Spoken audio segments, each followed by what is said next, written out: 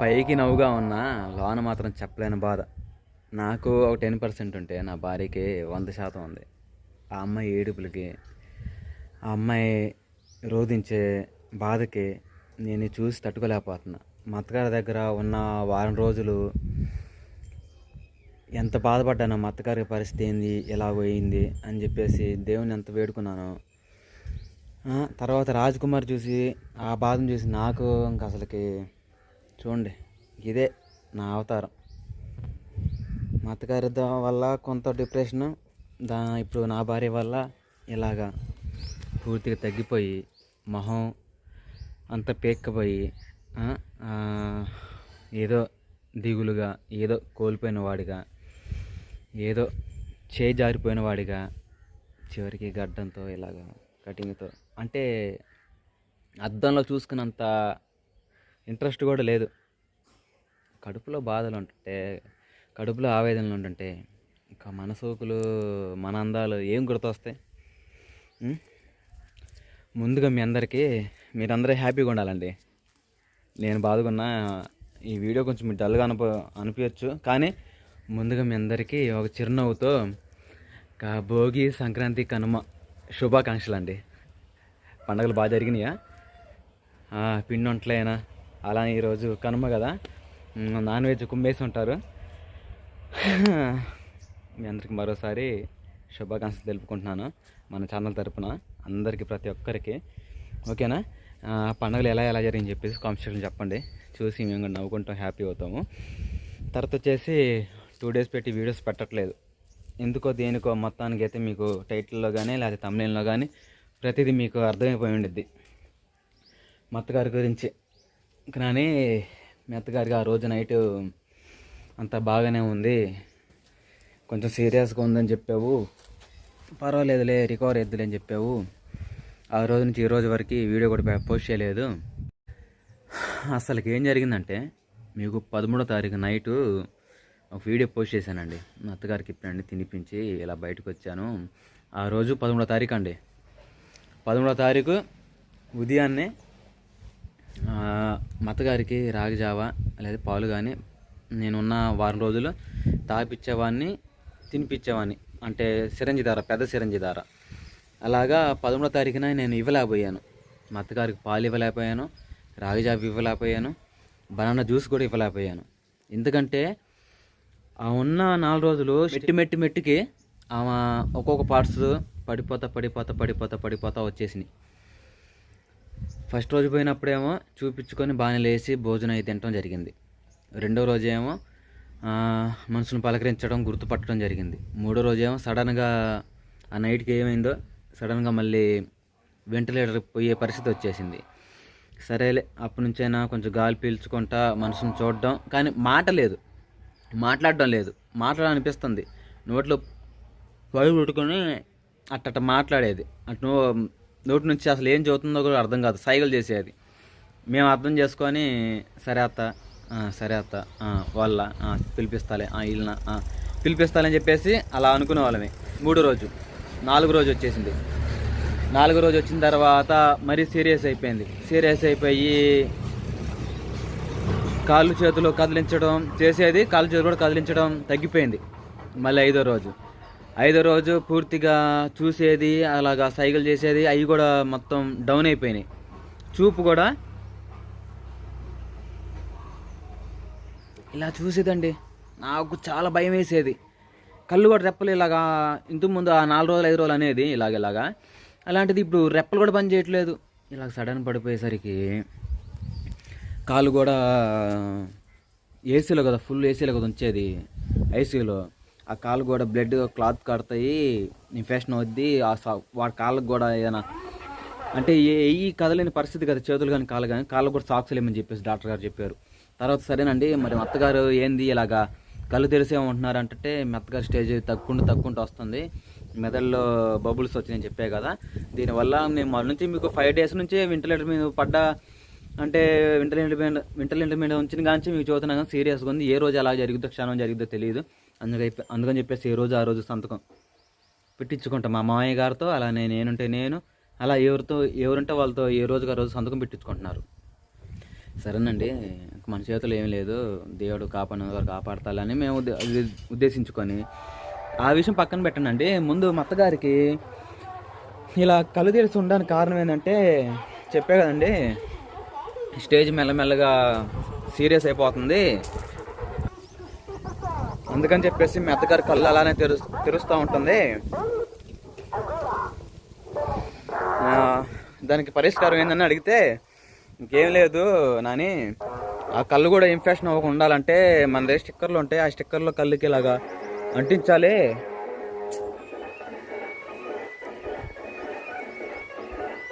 పండగ కదా, వాళ్ళ సంతోషం వాళ్ళదే.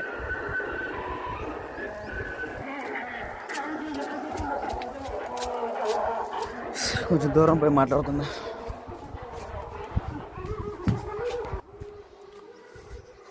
ఓకేనండి, ఇంకా త్వరగా చెప్పేస్తాను.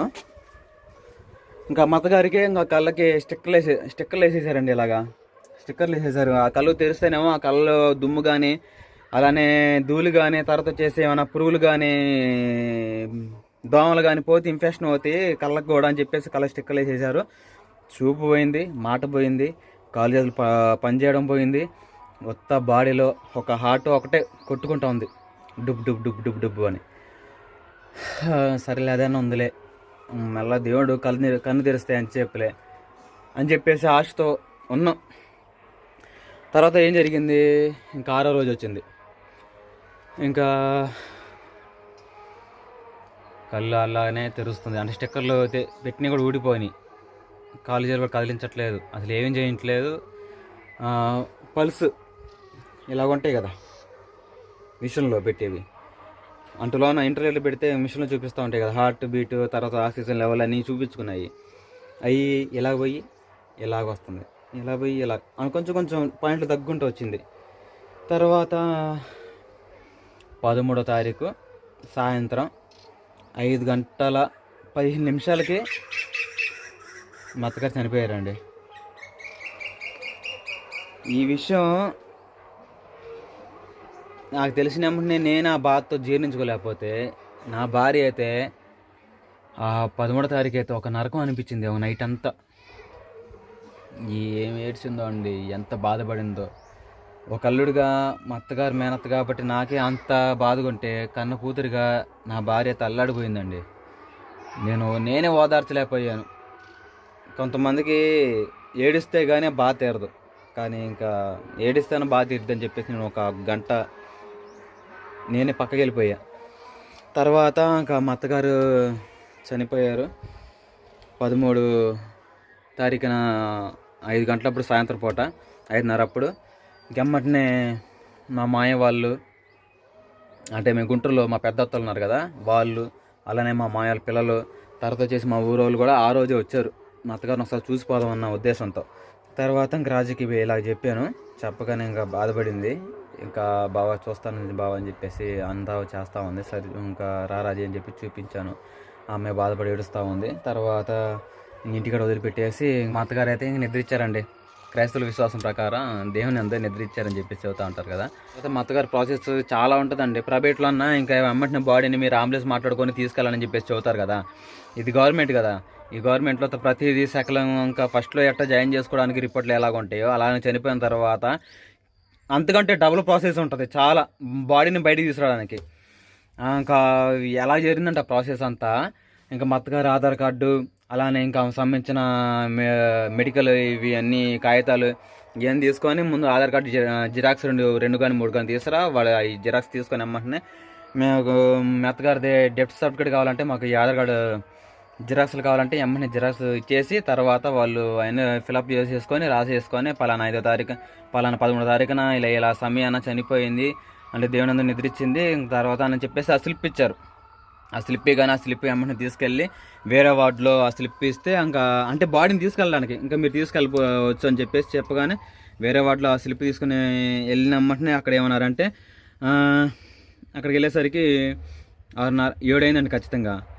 ఆ కాగితాలు ఇవన్నీ ఇచ్చి ఆ స్లిప్ తీసిపోయి ఇచ్చేసరికి తర్వాత వాళ్ళు ఏమన్నారు, ఖచ్చితంగా బండి నైట్ ఒకటే ఉంది, అది కూడా నైట్ 8:30కి వచ్చిద్ది, మీరు లాంగ్ డ్రైవ్ కదా, దూరం కదా, సంతమాల దగ్గర అడ్డు రోడ్డు ఏల్చూరు కారు మంచి ఇవన్నీ ఉన్నాయి కదా, అర్ధింక్ రూటే కదా, అందుకని చెప్పేసి మీకు డేట్ టైం ఇస్తాను, ఆ టైం ప్రకారం రానని చెప్పేసి చెప్పారు. ఏమని చెప్పారంటే 8:30కి ఖచ్చితంగా రాండి, అప్పుడు ఆంబులెన్స్ వచ్చింది, ఇంకా మీ అత్తగారిని తీసుకెళ్ళొచ్చు బాడీని అని చెప్పేసి చెప్పగానే సరే ఇంకా 8:30 దాకా ఉందని చెప్పేసి అక్కడే ఇంకా నైట్ అంతా అక్కడే స్టే చేసాము 8:30 దాకా. ఆ సమయం వచ్చేసింది. ఆ సమయం రాగానే ఇంకా స్లిప్ తీసుకొని మళ్ళీ వెళ్తే ఇప్పుడు కాదు, దగ్గరలో ఇంకో చిన్న కేసు ఒకటి వచ్చింది, అది ఒక 15-20 కిలోమీటర్ల దగ్గరలో. మీ దగ్గర మీది చాలా 50 కిలోమీటర్ల దూరం కదా, ఈ చిన్న కేసును వదిలిపెట్టేస్తాం అంటే వేరే వాళ్ళు చనిపోయారంట, ఆ చనిపోయిన వాళ్ళని వదిలిపెట్టి రావాలని చెప్పేసి మళ్ళీ ఆ కేసు తీసుకొని మళ్ళీ వెళ్ళారండి. మతగారు బాడీ తీసుకోకుండా మేము ముందు చెప్పాం, అయినా మన చేతుల పని కాదు కదా, ఇంకోళ్ళు చెప్పింది మనం వినాలి కాబట్టి. ఇంకప్పటికి ఏమేం జరిగిందో తెలుసా అండి, అసలు ఎంత విషయం జరిగిందంటే, ఇంకా సరేనండి తప్పేది ఏమని చెప్పేసి 8:30 కాస్త 11:30కి, నైట్ 11:30కి మాకు బాడీని తీసుకెళ్తామని చెప్పేసి ఆంబులెన్స్ వాళ్ళు చెప్పారు. మహాప్రస్థానం ఏదో ఉంటుందండి ఆ వెహికల్ పేరు. తర్వాత ఏం జరిగింది, ఇంకా 11:30 దాకా ఉంటేనేమో మా అత్తగారు చనిపోయిందేమో సాయంత్రం పూట 5:30కి, దగ్గరగా 5, 6, 7, 8, 9, 10, 11, 7 గంటల దాకా బాడీని ఎవరు ఉంచుకుంటారు హాస్పిటల్లో? పక్కన వాళ్ళకి చిన్న పిల్లలు ఆపరేషన్ చేయించుకున్న వాళ్ళు ఉన్నారు, పెద్దవాళ్ళు ఆపరేషన్ చేయించుకున్న వాళ్ళు ఉన్నారు. ఇలాగ మాకు వార్నింగ్ పెద్ద డాక్టర్ గారు ఐసీలు ఉన్న వాళ్ళు 4 సార్లు హెచ్చరించారు. 4 సార్లు సీరియస్గా చెప్పారు కూడా, మీ అత్తగారిని 1-2 గంటలు ఉంచడం సహజం, అంతకంటే ఎక్కువ ఉంచితే మాకు ప్రాబ్లం వచ్చింది, మీ బాడీని తీసుకెళ్తారా లేకపోతే మార్చురీకి పంపించమంటారా? మార్చురీకి పంపిస్తేనేమో అక్కడ దగ్గరగా మళ్ళీ మీకు రేపు ఉదయం మధ్యాహ్నం అయ్యింది బాడీ తీసుకోవడానికి, మర్యాదగా బాడీ తీసుకెళ్తారు లేదా అని చెప్పగానే, తర్వాత మీ అమ్మని మాకు గుంటూరులో కొంచెం తెలిసిన వాళ్ళు, గవర్నమెంట్ వాళ్ళు తెలిసిన వాళ్ళు ఉంటే ఎమ్మటిని వాళ్ళకి ఇన్ఫామ్ చేసి మా అత్తగారిని 7:30కి వెహికల్ వచ్చి తీసుకెళ్తాం అన్న వాళ్ళు చివరికి 11:30కి పెట్టేసరికి వీళ్ళేమో డాక్టర్ గారేమో మీ బాడీని తీసుకెళ్తారా లేకపోతే మచ్చురికి పంపిస్తారా అని చెప్పేసి చేస్తా మాట్లాడుతూ ఉన్నారు.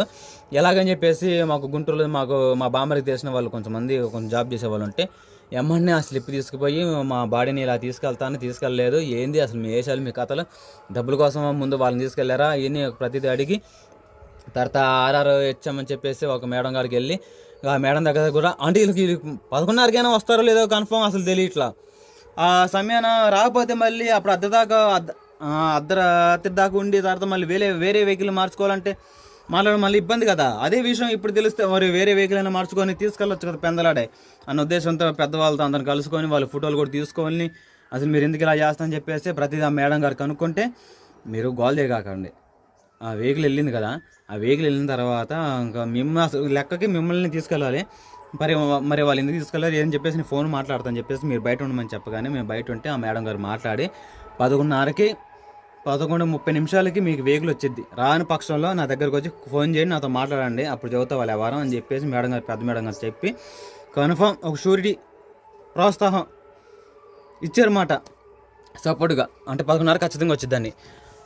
ఇంకా సమయం దాకా అక్కడే బయట కూర్చోవడం, కాసేపు మత్తగారిని చూడడం, కాసేపు బట్టలు సర్దుకోవడం అలా జరుగుతుంది. మత్తగారిని ఇంకా కళ్ళు తెరిచి ఇలాగే ఉంటుంది. ప్రాణం ఉన్నప్పుడేమో కళ్ళు తెరిచి ఇలాగుండి కదిలించలేకపోతుంటే, ఇంకా ప్రాణం పోయిన తర్వాత కూడా కళ్ళు ఇలాగనే తెరిచి ఉంటే నేను ఏమన్నా కళ్ళు ఇలా మూసేసాను. ఇలా మూసేసి వైట్ క్లాత్ ఒకటి ఉంది, డైరెక్ట్గా అంటే హాస్పిటల్ ఇస్తారు వైట్ క్లాత్లు, ఉదయం సాయంత్రం శుభ్రంగా ఉతికి మనకంటే శుభ్రంగా బాగా నీట్గానే చూసుకున్నారు. ఆ వైట్ క్లాత్ ఇస్తే ఆ వైట్ క్లాత్ ఇలాగా కప్పేసా అత్త మీద. ఇంకెందుకు ఈగలు అవన్నీ వాళ్తూ ఉన్నాయి, చేస్తూ ఉన్నాయి, బాడీ కొంచెం ఇబ్బంది అయిపోద్ది, మా చూసే వాళ్ళకి కూడా కొంచెం భయంగా ఉంటుందని చెప్పేసి మా అత్తగారి మీద వైట్ మాస్క్ అంటే దుప్పటి కప్పేసి మళ్ళీ కిందకి వెళ్ళి కాసేపు మా మామయ్యలతో వాళ్ళతో మాట్లాడుకొని టీ తాగి తర్వాత ఇంకా అటు ఇటు చేసేసరికి 11:30 టైం అయింది.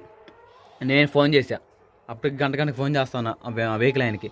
ఫోన్ చేసి ఏంటంటే ఎక్కడ ఉన్నారు ఏంటంటే, నరేంద్ర బాబు దగ్గరలోనే వచ్చాము, నువ్వు త్వరగా స్లిప్ ఉంది కదా వెళ్ళి వాళ్ళకి ఇవ్వు, వాళ్ళ దగ్గర సంతకం పెట్టించుకొని ఆయనే వచ్చి మీ అత్తగారికి ఉన్న నోట్లో పెట్టిన పైపులు, తర్వాత ముక్కులో పెట్టిన పైపులు ఇవన్నీ ఉన్నాయి కదా, ఆ పైపులు తీసేసి బాడీని కిందకి తీసుకొస్తారు. ఎవరు ఆ పేపర్ ఇచ్చిన ఆయన అంటే ఆ సంతకం పెట్టిన ఆయన, ఇంకా ఆయన తీసుకొని రమ్మంటే అమ్మంటే ఆయన దగ్గరికి పోయి సంతకాలు పెట్టించి ఆయనే వచ్చాడు. రాగానే ఇంకా మత్తగారి దగ్గరికి వెళ్ళి ఇంకా ఆ పైపులు మొత్తం తీసేసి, అప్పటికి నేను మా మామ అలానే మా సడ్డు కూడా అంటే మా వంశన్న, తర్వాత మా పెద్ద మామ శరబంధ మామ, ఇలాగ ఒక 5గురు ఉన్నాం. ఇంకా 5గురు ఉండి తర్వాత ఇంకా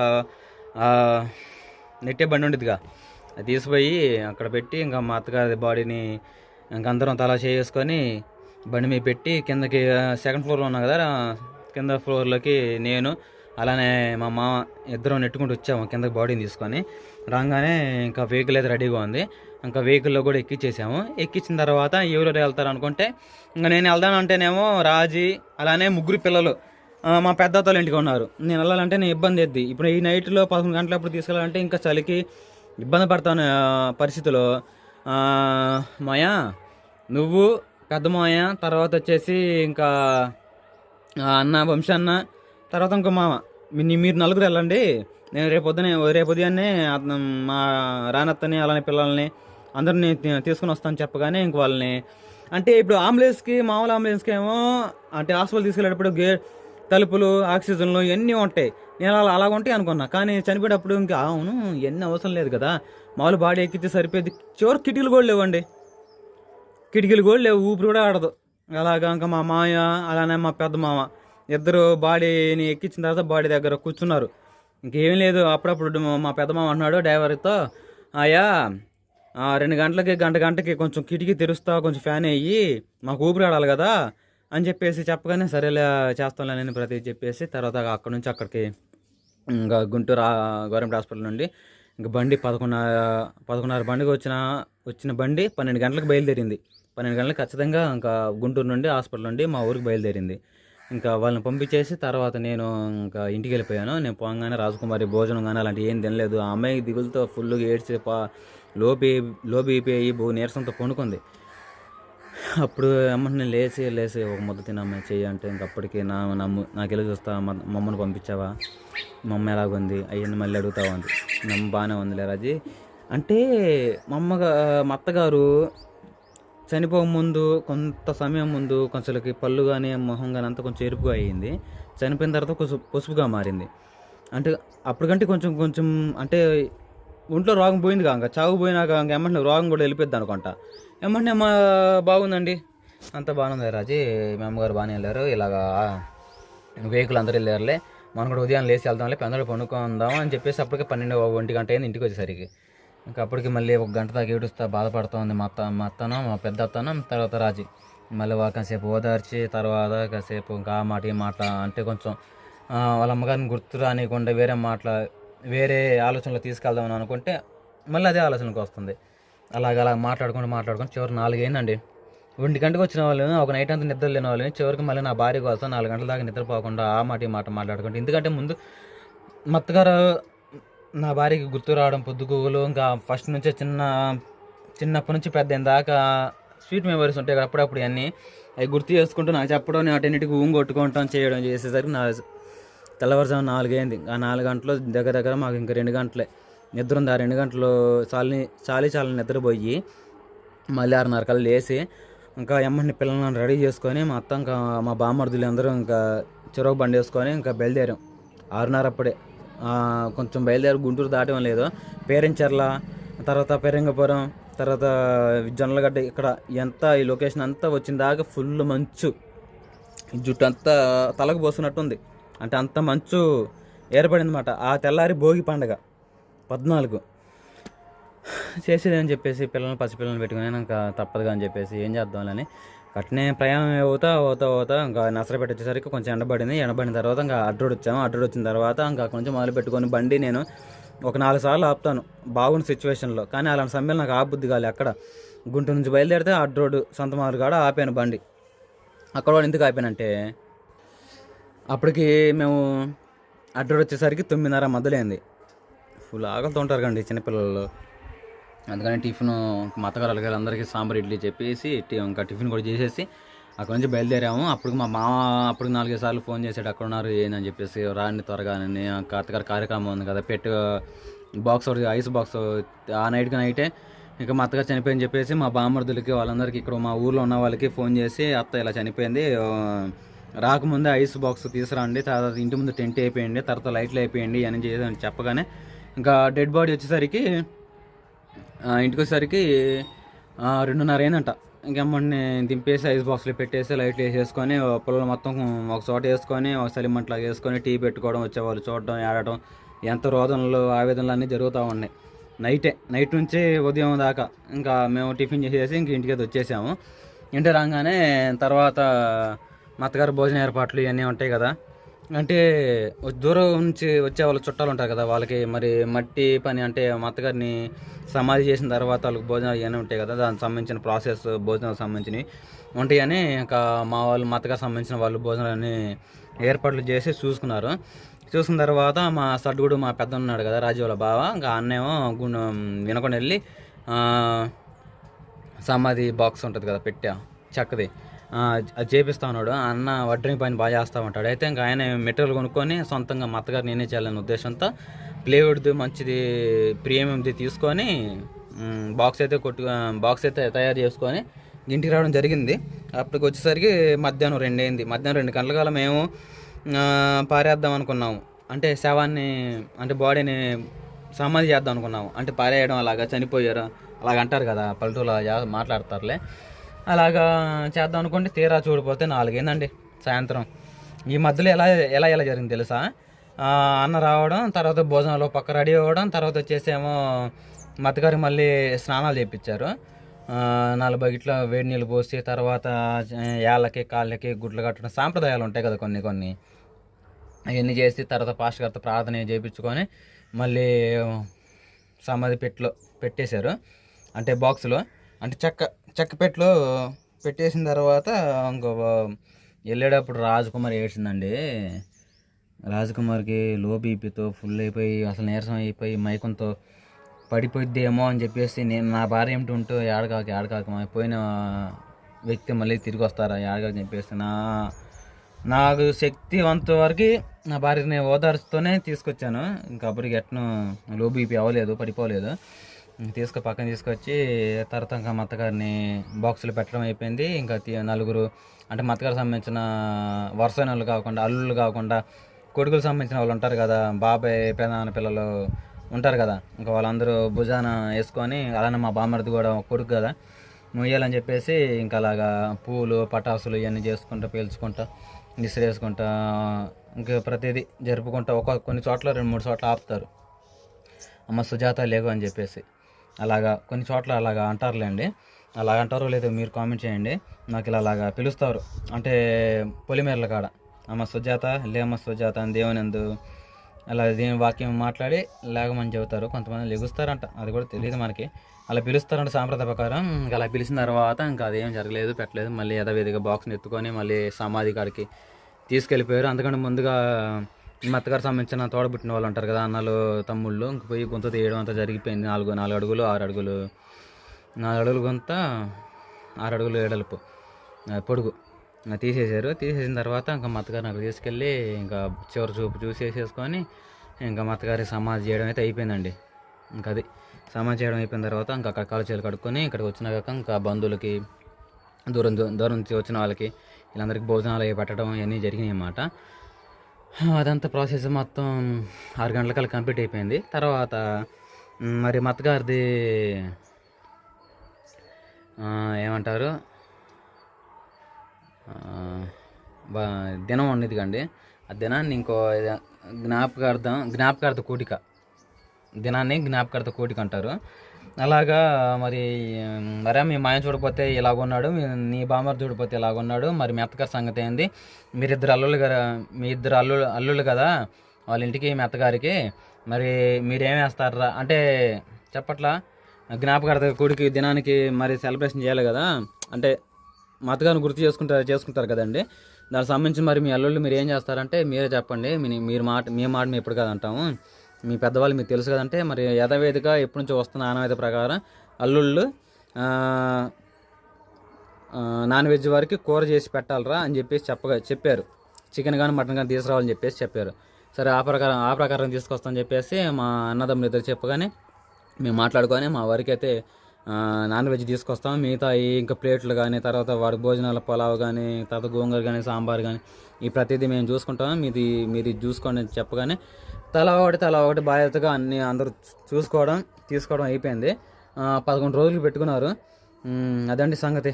మా అత్తగారిది జ్ఞాపకార్థ కూడిక ఇంకా 11 రోజులు పెట్టుకున్నారు కాబట్టి ఇంత చేసిన వాళ్ళమే ఇంకా 3వ రోజు కూడా ప్రార్థన పెట్టుకుంటారు. నిన్న కూడా ప్రార్థన పెట్టించుకున్నారు. ఇంకా 11 రోజుల కోసం ఎదురు చూస్తున్నాము. ఇంకా మా అత్తగారిది అదొకటి చేసేస్తే ఇంకా పని అయిపోయిద్దండి. ఇంకా అదే పరిస్థితి. ఇంకా సరే అని మరి రాజకుమార్ కూడా చూపించు, రాజకుమార్ ఎలాగుంది ఏంది, రాజకుమార్ తగ్గిపోయిందా, అసలుకి ఏమైనా ఫుడ్ అంత తింటుందా, తీసుకుంటుందా, దిగులు కొడుతుంటుందా, ఏడుస్తుందా, ఇవన్నీ జరుగుతూనే ఉండేయండి.